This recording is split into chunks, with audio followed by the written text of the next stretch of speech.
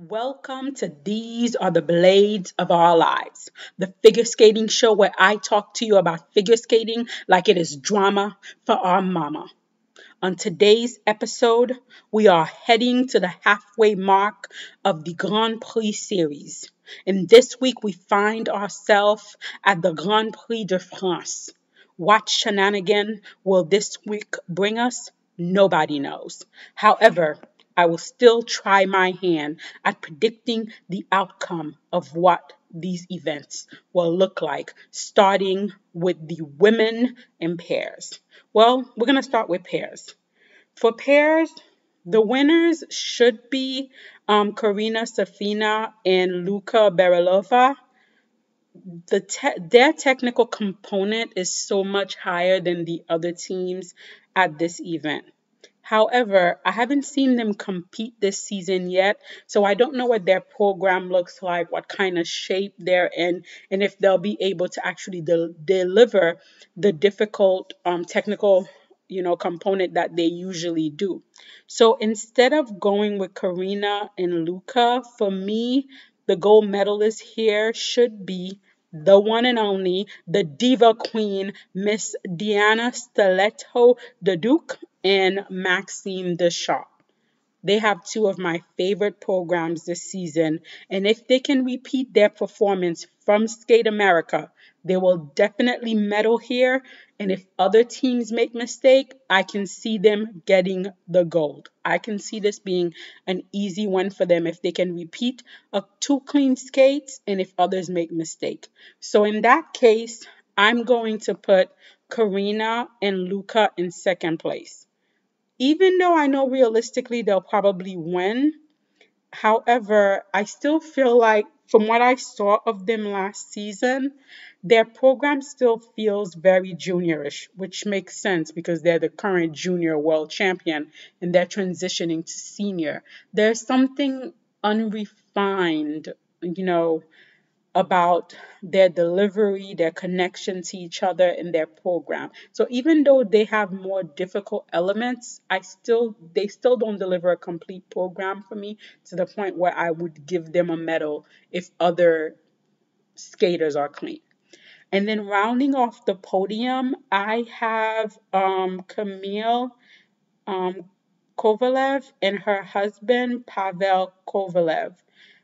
I think this team has a nice maturity and rawness to them. I really like the way they look on the ice. I don't know if this is the thing to say, but they look healthy.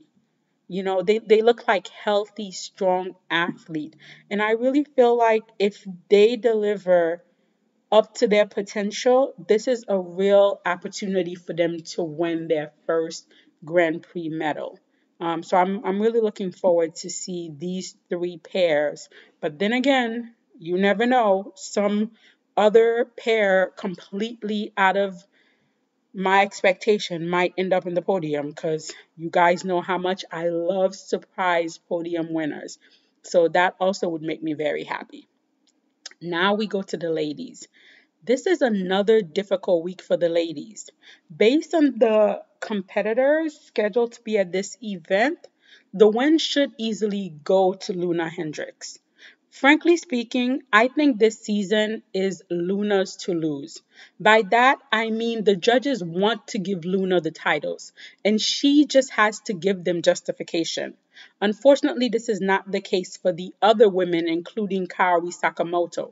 For the other women, they literally will have to win the titles from the judges this season. To put it simply, if some of the other Asian ladies, the American ladies, if anyone is clean and Luna is also clean, I can see the judges still going with Luna Hendricks, which is why I think this event will be another round of score suppression. So if I had to pick a podium, without a doubt, I would have to say Luna Hendricks gold. For the silver, I will go with Yilin Kem. Jump wise, Yilin is first in this field. However, Kim has yet to skate two clean programs this season. Even if she's perfect at this event, the goodwill with the judges just hasn't been built yet, so I can still see her scores being suppressed. For bronze, oh my God, that's the most difficult medal. I would say it's a three-way tie with whichever one of these women managed to remain on their feet the most. So for me, the first possible bronze medalist would be Reno. I honestly think if Reno, who has one of the most beautiful jump technique when it's on. She jumps, it goes up in the air easily, it comes down softly. The knee bend is just so nice. She jumps from her thigh, her knee, her hip.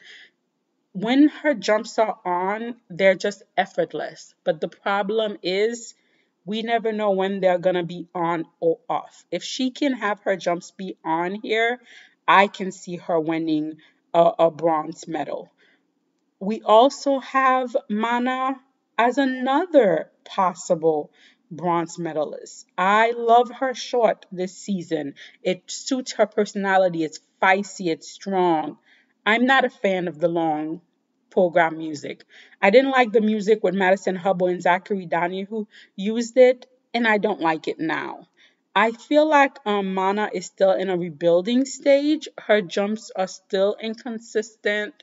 So I'm really not sure what she will give us at this competition. But again, if she can give us two clean programs, I don't see why she couldn't possibly get a bronze. The last possible bronze medalist here, I'm gonna go out on a limb and say Hyen Lee.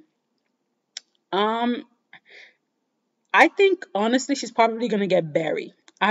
She's gonna get buried. If Yu Young was an indication of what the judges are looking at, I think every one of Hyen's jumps will be called. I feel like now is the time for Hyen to be praying that we get a nearsighted technical caller who missed a couple of her jumps. But I feel like she will get buried here. But if by some miracle we get a generous technical caller and she managed to stay on her feet and some of the other ladies make a mistake, Hyen could also manage to get herself a Grand Prix medal here.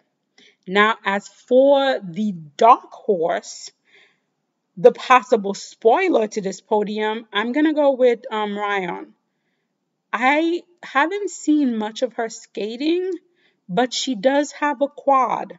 Even though it's a quad in practice, which we know is different from a quad in competition, she does have a quad. And you know how much the ISU loves them a quad, especially when it's a woman doing a quad. So she could possibly spoil the podium for everybody.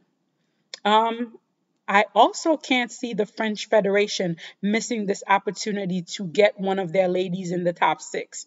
I don't think the French Federation at this moment, as it stands, has enough of a pull to try to get a medal for one of their ladies. And also, their ladies do not have the technical level to achieve that on their own. But I do feel like out of the three women here representing France, at least one of them will end up in the top six. I mean, who do we have here? We have Maya Mazzara, we have May Berenice Mete, and we have Leah Serna. I would say Leah is the best bet for the French in terms of getting a top six finish. Leah is fast with powerful jumps, sometimes a little too powerful. However, she's got that jumping style with the girth that you guys know I love so much. She jumps from her knees, from her legs, from her thigh. She put a little to it. So I get excited when I see her jump. I feel like if she could control her power, she could stay on her feet. The French Federation will try to do their best for her. If she even gives them a little bit, the judges will do the rest. So these are my predictions for the pairs and the women, but you let me know in the comments below. What does your podium for pairs and women look like?